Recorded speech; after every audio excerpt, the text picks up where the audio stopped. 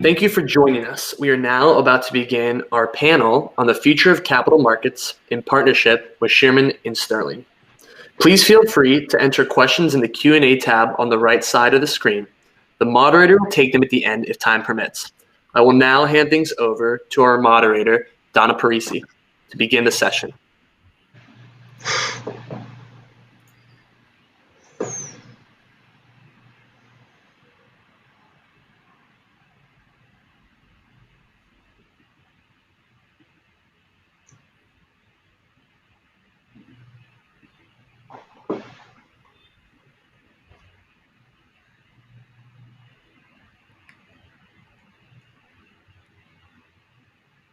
We're delighted to be with you this morning.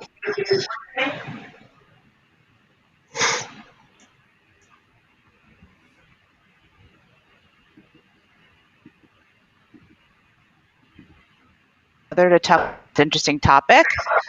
I'd like to ask each of the panelists to briefly introduce themselves, their background, and their organization, and then we'll get started with some questions for them.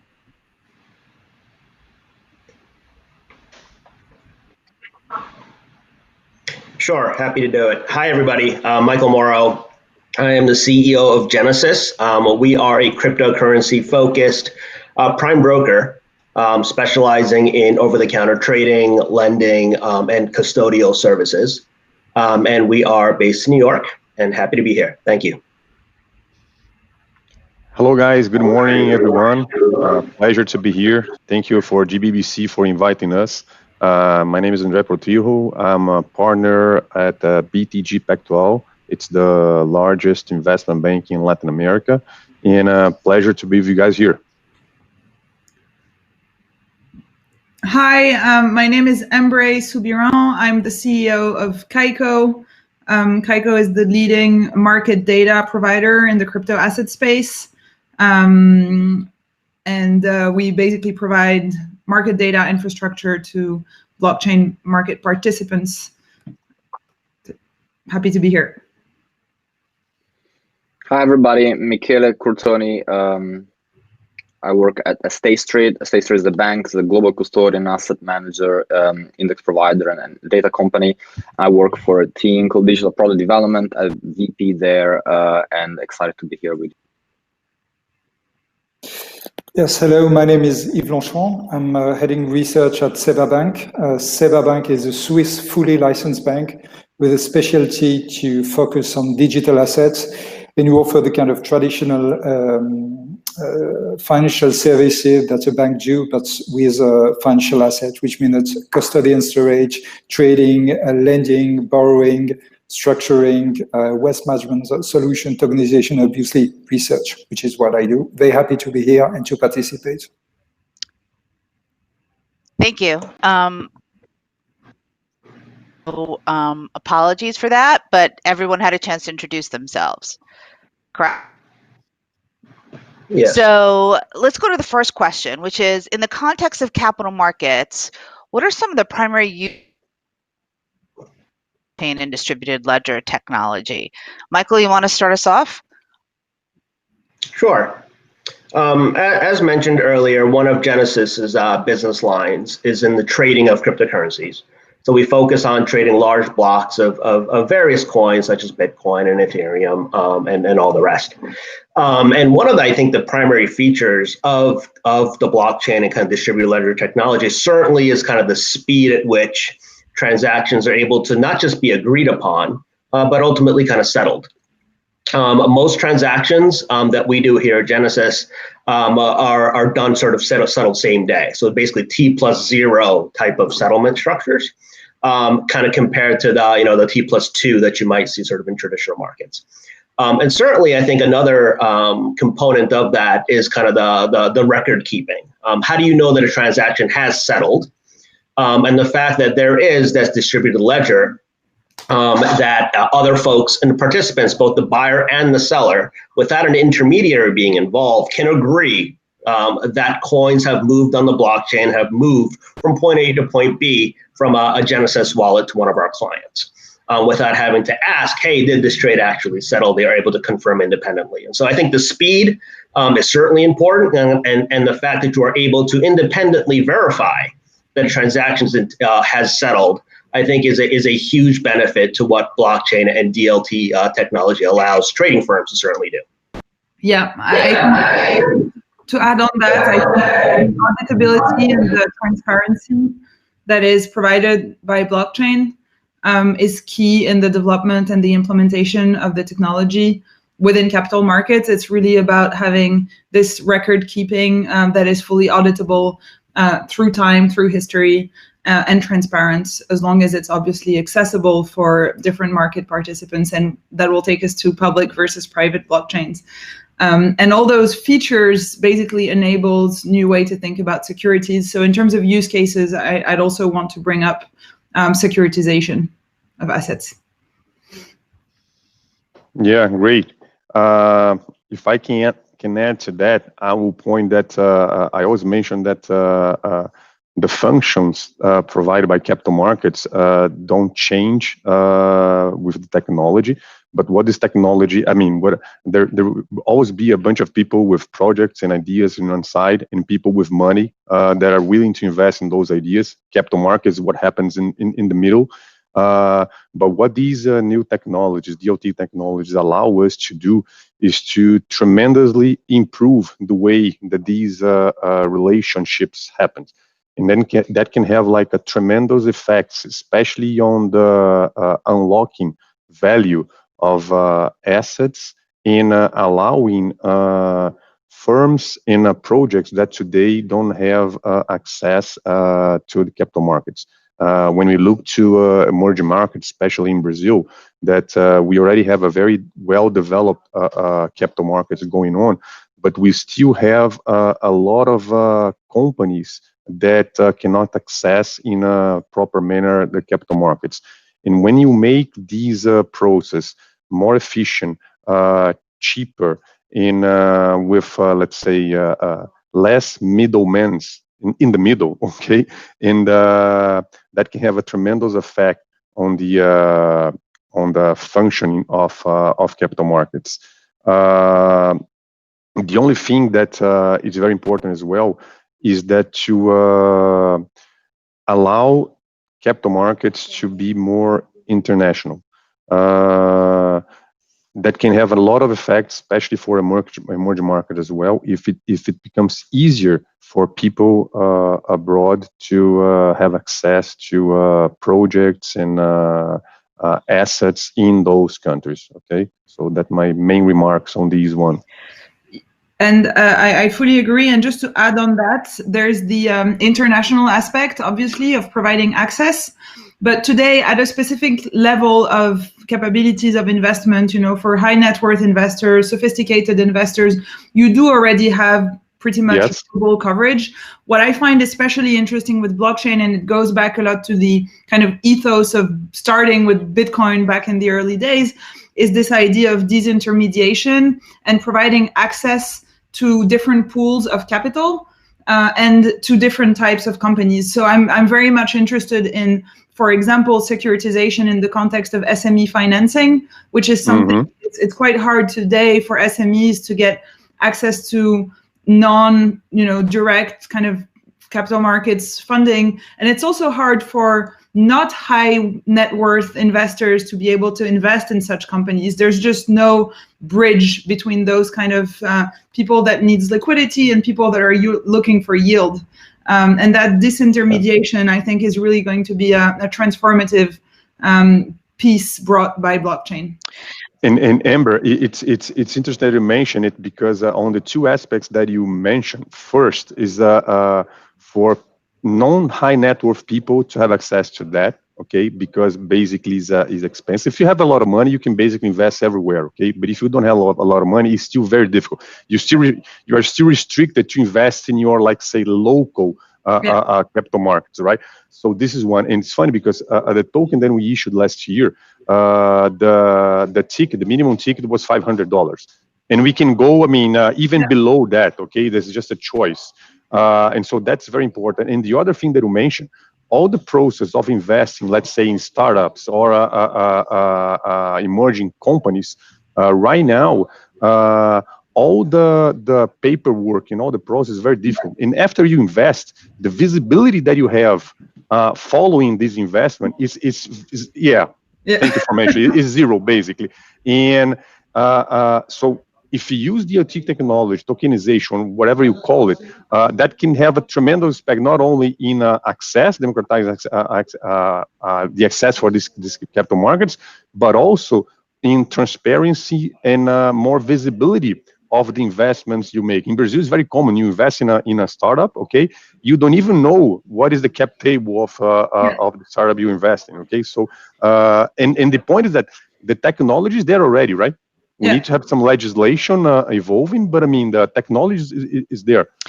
Absolutely. It also, for all the secondary life cycle, I'm promise I'll shut up after that. I just want to add one little point on what Andre just said, is on the kind of life cycle of the security once it's been issued, right? Everything then is made more efficient. If you want to pay dividends, if you want to have corporate actions, everything can be managed in a kind of on-chain way, which currently have super cumbersome. Also for small companies. Small companies, don't like having a gazillion investors because it's so hard to manage. Whereas in a kind of blockchain-based world, it makes the secondary life cycle of the security much more efficient. So I think we've been talking about quite a few things in there. So from Michael started with cryptocurrencies, a new assets type that I started with the introduction of the Bitcoin white paper, and all the work has been done after that. And I think what we were referring to, I'm just trying to make some order in my head, is the re-access, re-engineering, and redesign of the flows for either new markets that couldn't be tapped before because of technological obstacles, or actually another angle, if you look at public markets, of how you restart, with new technologies, does it allow you to record transaction differently, use the shared ledger capabilities of a blockchain network in a different way, issue securities, even public, right, in a different way. And Andre, I think, mentioned the regulatory angle. So what I think from here is, besides cryptocurrencies, which is, in a way, it's a new asset class, one of the best benefits that really brought in the past 10 years now, blockchain to the financial markets, and I speak from a banking perspective, is the thinking of banks, helping the banks think in networks, right? In networks with a collaboration tool. That didn't really happen before. There always was a network layer on top, Swift, Fix, as you think about it. Now is the decentralization, even between and among banks. So I think is going to redesign the capital markets as we know it in the next few years. We haven't mentioned the use case of smart contracts yet. Does anyone want to address that? What is a smart contract? Well, I can take it if you want. Sure. Well, I think that smart contract is probably, I think it's very interesting because most of the time blockchain is kind of a platform. It's a sort of layer with whom you cannot do much. It's like, internet or HTTP or whatsoever. You have it, but you cannot do anything. You need to build something on the top of that. Smart contract is an application. This is very broad and allows you to create a contract, which means that, okay, you will write all the terms of the agreement in a code. And I think this is very important because this is what is creating trust. You don't need to have any middleman in between. You have a code. It's like the rules of the games. Like if you play any games you want, you have the rules and they are applied by themselves. The computer, the platform is doing that. So it's very broad and it's working extremely well. We have seen recently a lot of development. For example, I think this is something we'll discuss later, DeFi, decentralized finance, typically an application based on smart contracts. And I think probably what is key in my view when I try to understand blockchain is that we know internet for a while. Most of the internet is internet of information. So information has no clear value. So to say, when I send a WhatsApp to someone else, it doesn't have a lot of value. With blockchain, we can transfer value. And this value can be either monetary value, let's say stable coin, or it can be securities, or it can be a Bitcoin. But this is also about non-monetary values, like a digital identity, I don't know, copyrights and so on. And I think this is also something which is developing that we need to keep in mind. That allows a lot of things. And smart contract is obviously one possibility to capture this kind of value in a safe place and to have it, in an environment when this is available everywhere, whether you are banked or unbanked, you just need a Wi-Fi. And I think this is also something that should create a sense of globality and ease to access. So, Michael, I have a question for you. You talked about what DLT technology can do for trading.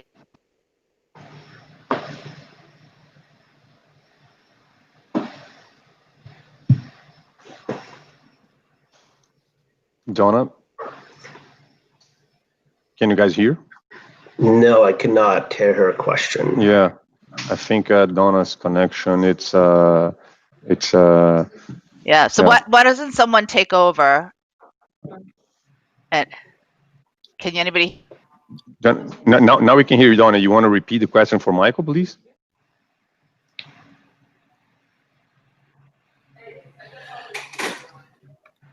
Hey, Michael, I have a question for you just relating to this topic. So we have for some time been able to achieve same-day settlement. Why have financial institutions often chosen not to implement the necessary technologies to do so?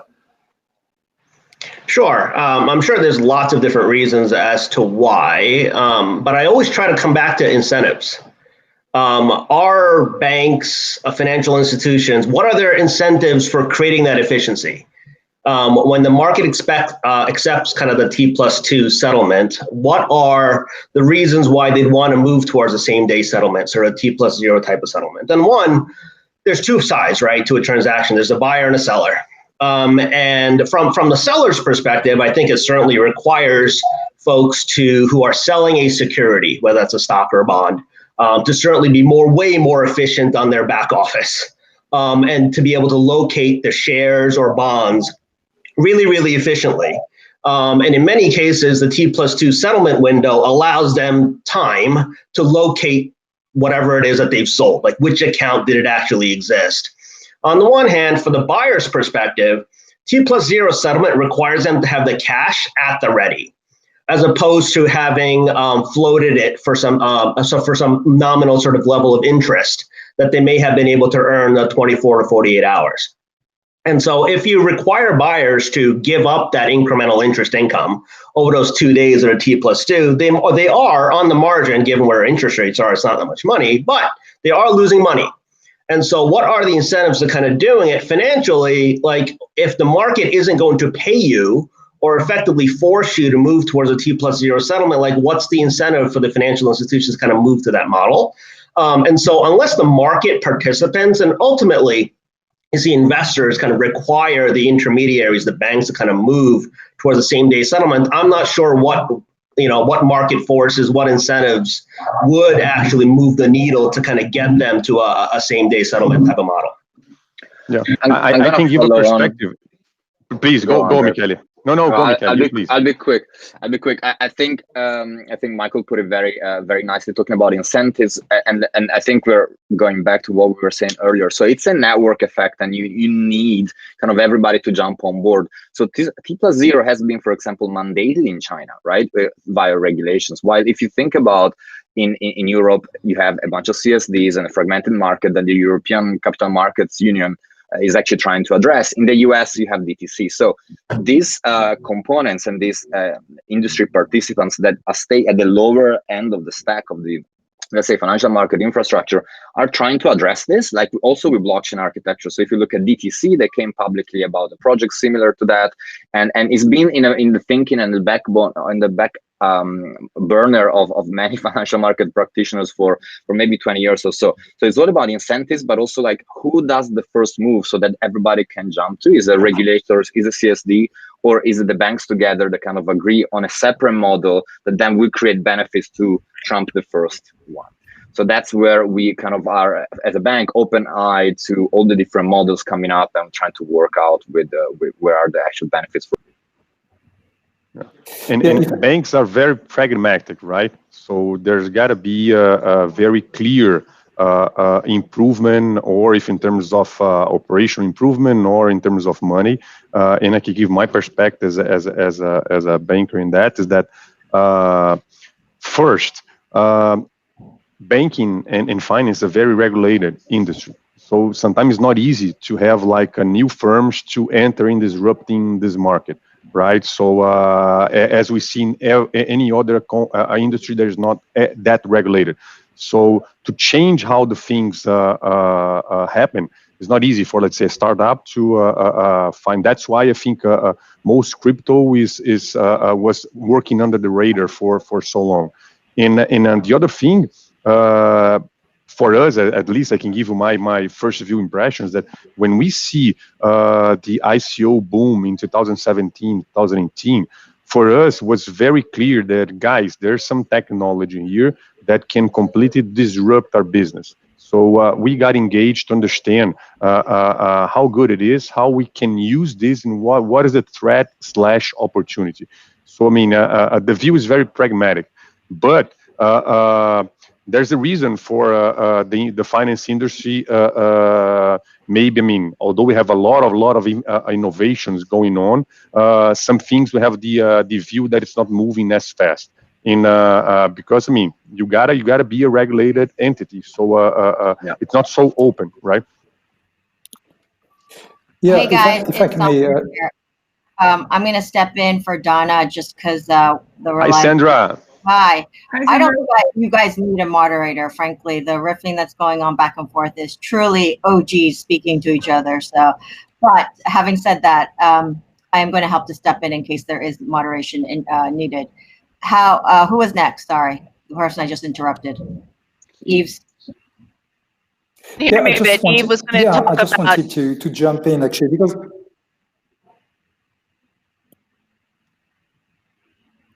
should I go on? Sorry. Okay, so I don't know. Can you hear me? Yep. Okay, good. So fine. Okay, so I mean, in terms of intermediation, I think, as I mentioned, I'm part of a bank specialized on blockchain when we are talking about the end of intermediaries. So there's something kind of weird in that. But I think it's well, I would say there are banks and banks, and I think that to continue on the discussion about how to make blockchain and this finance feasible, I think that's what retailers have jumped in, because retails people are low regulated people, so they can just jump in. I mean, if you really want to have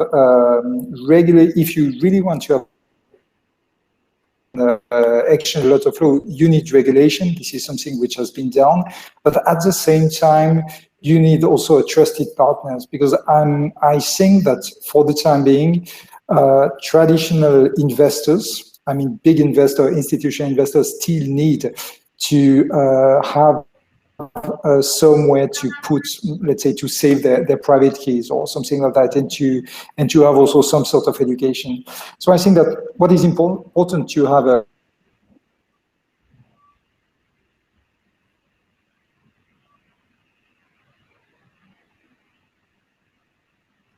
Did we lose Yves? Boy, this morning we're having some Yeah, we serious lost him. But I think he was making a good point, Sandra, about a new market is creating new. And that's it. Yeah, sorry, Yves, we lost you for a second there. Just the last one. Yeah. Okay. Yeah, so I think it was referring to the fact that it's a new market and you still need to create new trusted parties to actually make it work. So it's a lot of the promises of decentralization and cryptocurrencies, which is the first kind of use case that really came out of it, created new centralization structures. And Michael, I think, will have like strong opinions there too.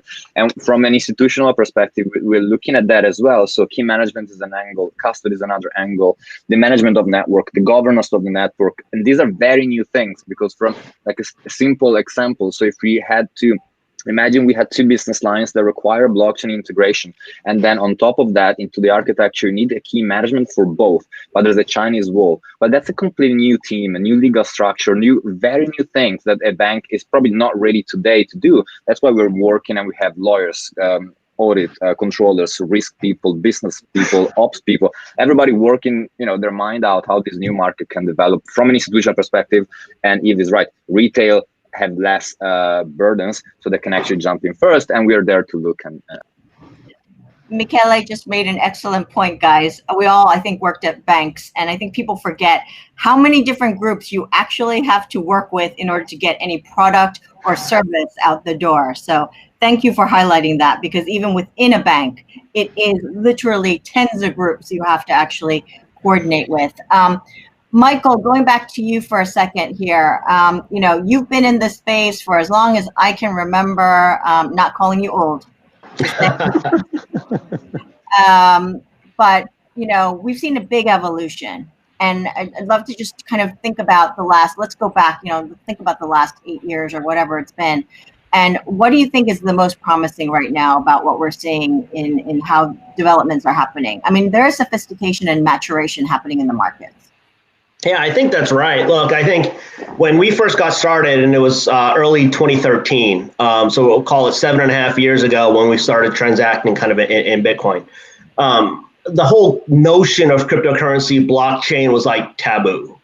Like you couldn't even, folks just didn't kind of take you seriously, I think, when you said you were working full time kind of in the cryptocurrency and sort of the blockchain space. And the longer that the technology itself, not just kind of Bitcoin, I think the whole DLT blockchain angle has matured, sophisticated. More and more investors are certainly willing to talk about it.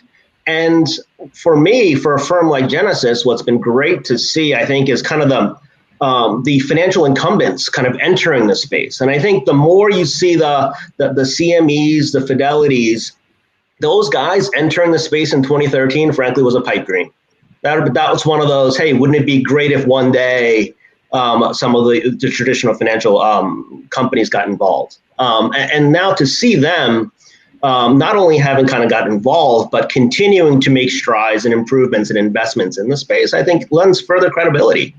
And I have to believe that family offices, institutional investors are actually looking at the asset class and certainly the technology kind of underpinning this as something they should be incorporating to their business. It's no longer sort of a want to, it's we need to in order to stay up and be relevant sort of in the new world.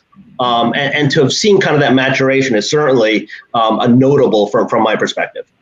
I think, Michael, you just made a very good point that was kind of part of our discussions ahead of this panel, was on kind of making a distinction between crypto as a new asset class, as in like digital gold, and okay, I'm going to invest more with a speculative angle, obviously, to it. I mean, the goal is trying to kind of, you know, leverage the volatility of this market and profit from it in some way.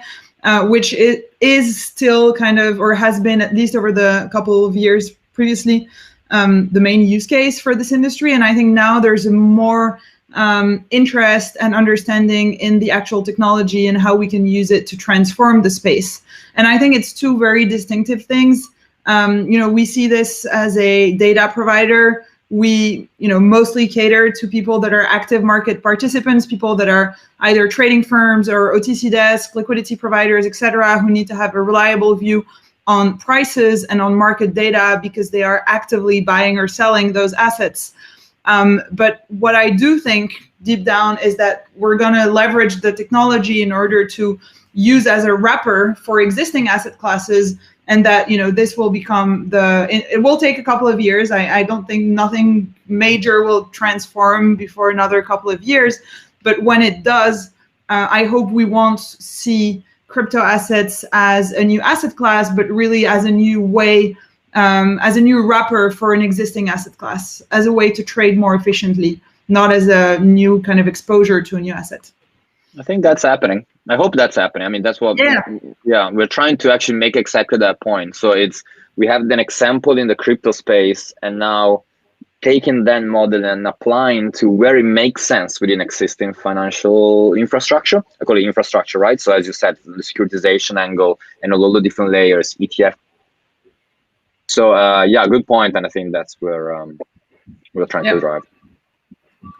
So, I mean, we've got, you know, Andre here, who is representing, you know, the largest bank in Brazil, who's pioneering and breaking down all kinds of, you know, walls. How has your experience been, Andre, in terms of internally getting across, doing tokenization, and really trying to innovate as a bank? Sandra, first, well, I do agree with most of the things that you guys put here. Developing that within a big bank is not easy. Okay, I think we were able to do that because we have a very flexible structure as an investment bank.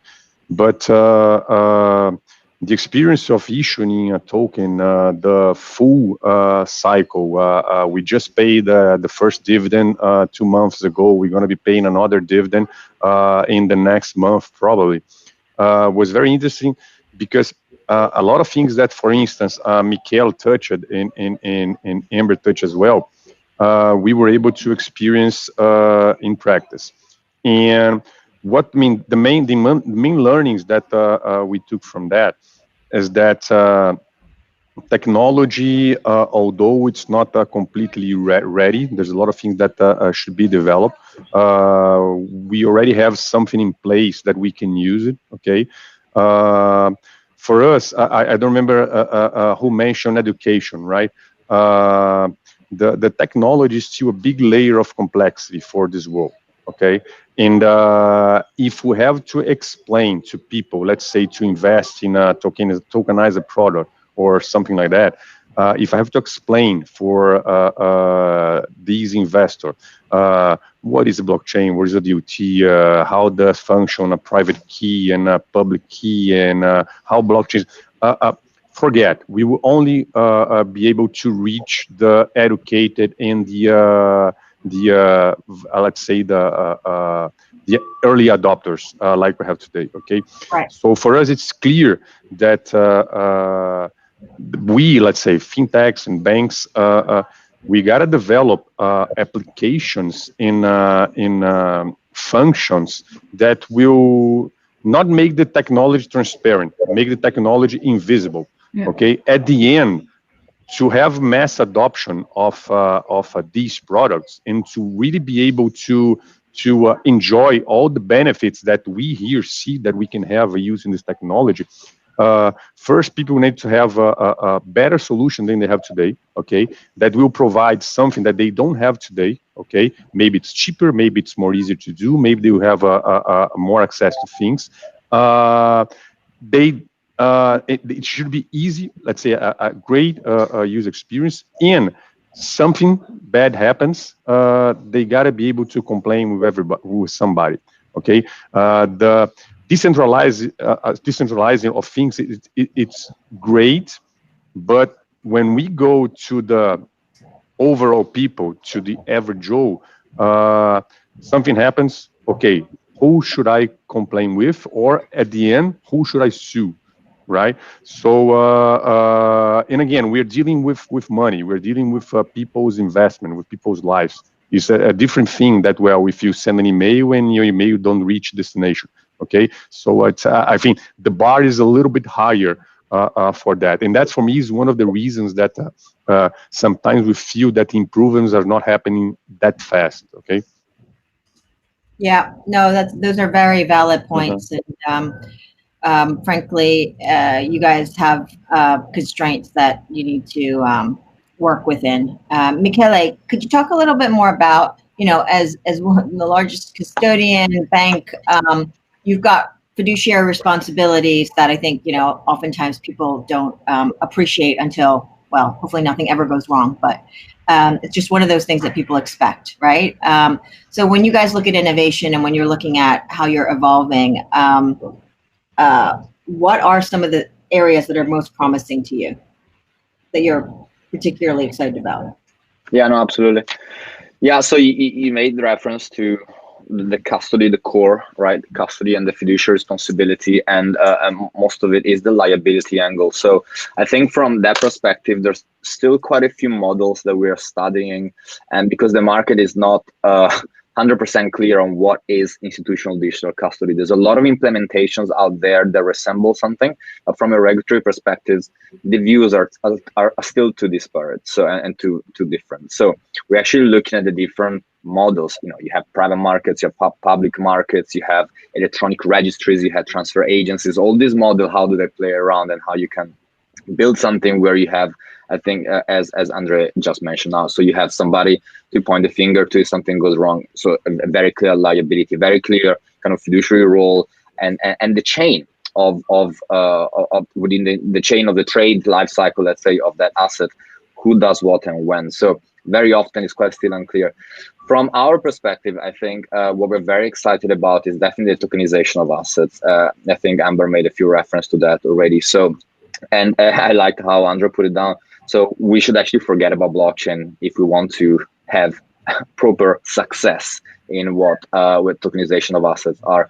So we are looking at how it is actually beneficial and efficient from an infrastructure perspective, and basically, like, I should not even see the blockchain layer that is somewhere there, but you don't have to pitch it, you don't have to educate people on it, because if it has a benefit, you don't really care what's below that, right? So that's an angle. So in tokenization, obviously looking at all the structured products, but also bonds and all the issuance of those things, how you model that up. And also we're looking at all the regulations. So the other big part of my job is the proposed change of law here. There's another draft regulation there. And how do we actually service our clients that come with a request and we say, look, I want to play in that specific market in that with that specific legal change, so that we have to service that asset. And Sandra, you made that point. I probably work with 20 to 25 different groups for each project. At the end, I mean, I'm exaggerating, but some projects like 5, some others actually 20. So getting everybody to build an operating model for these new assets is not an easy job. And I'm sure that on the side, there would be a lot of projects done outside the banking system, but then we have to have institutional players to create that ecosystem. So building ecosystems and that create benefits for clients is really what we're excited about and trying to work on. Yeah, I mean, to your point and to Andre's point, honestly, I don't know how email works, and I use it 23 hours a day.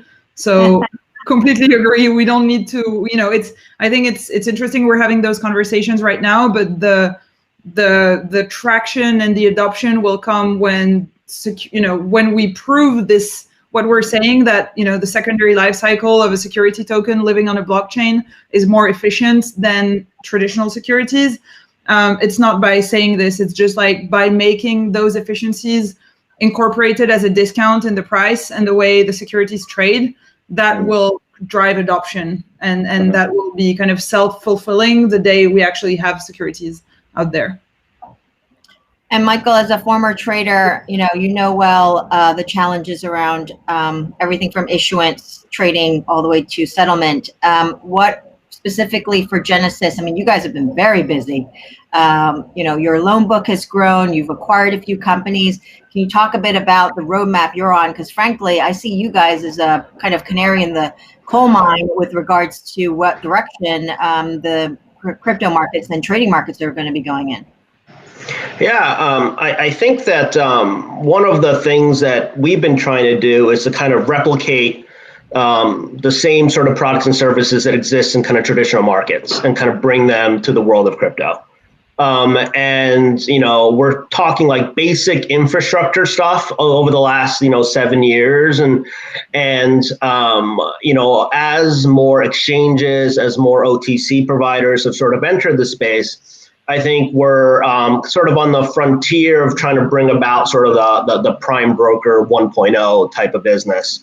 That's just kind of more than just kind of marrying kind of the trading and the settlement and the custody and sort of the lending, the sec lending that exists in kind of traditional markets kind of into one. And you ability to kind of get a borrow. But I think the ultimate value that a lot of these PBs, and Genesis isn't the only one, there's many companies trying to kind of do this, is kind of the cross margining. Kind of the ability to utilize capital in a really, really kind of efficient way to aggregate liquidity from all the various venues without having to fund each of those venues separately. That friction of trying to move dollars and coins is one of the primary reasons price arbitrage opportunities exist. Yep. And why Bitcoin trades at so many different prices across different, different venues. And I think as infrastructure around that kind of capability continues to be developed, we'll see a lot more kind of the price convergence. We'll see a lot more liquidity on both sides, on bids and offers. And I think it ends up leading to a next step in kind of the institutionalization of the asset class. Now, these are all things that took a long time to come about kind of in traditional markets.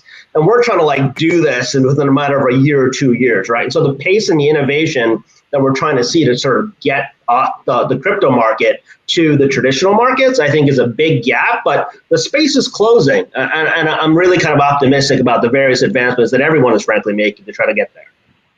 I want to ask you a slightly controversial question because I think often, I'm glad you mentioned the word liquidity, because I feel like sometimes liquidity is conflated with tokenization, that somehow if you were to tokenize an illiquid asset, all of a sudden it becomes liquid. Can you guys try to unpack some of this, please? Because I'm really tired of hearing this logic because it's completely flawed. Liquidity is it's a function of several different variables, right, Sandra? Please teach the audience for those who are not in know, please. No, I mean, there's several things. I mean, it's not, I can give you an example.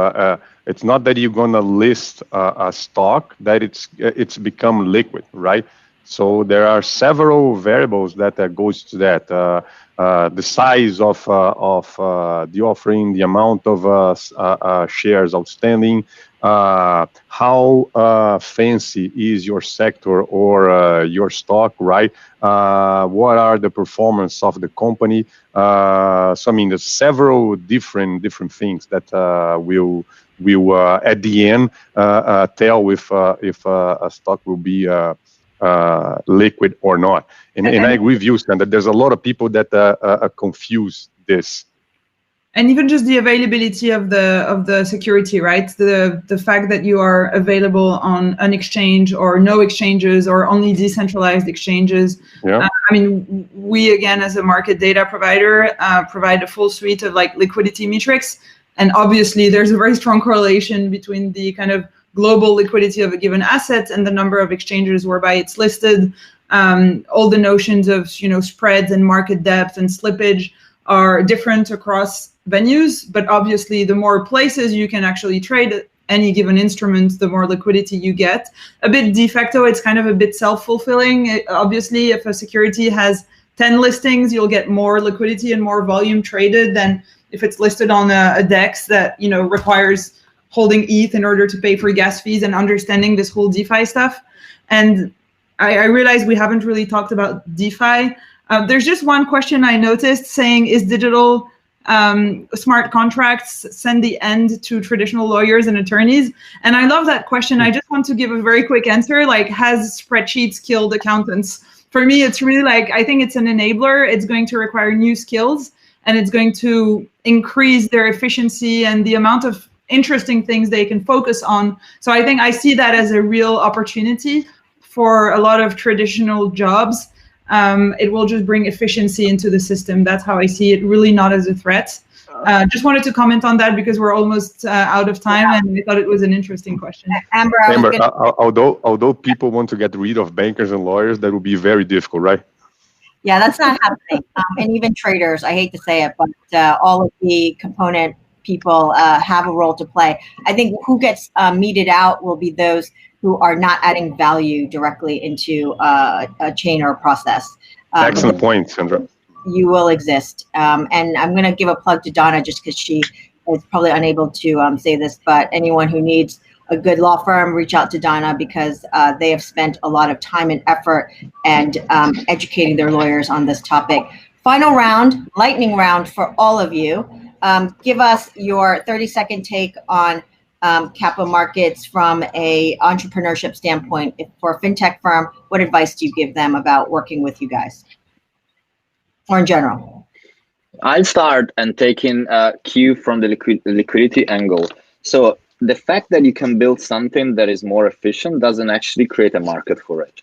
So when you're an entrepreneur and you actually want to deal with either bigger institution or small institution, always check the market, always check their interest. I walked in a co-working space today I sit down, and next to me there is a crypto trader. Okay, so I was like, that's a market. Okay, so they are actually doing this in a London, Bermondsey, co-working space.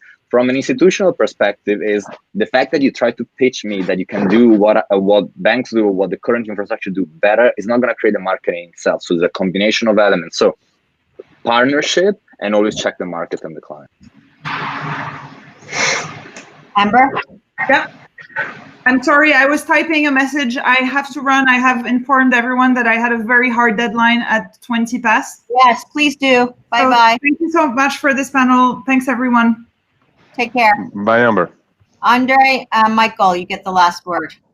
Okay, no, I'll give the last words to Michael, okay?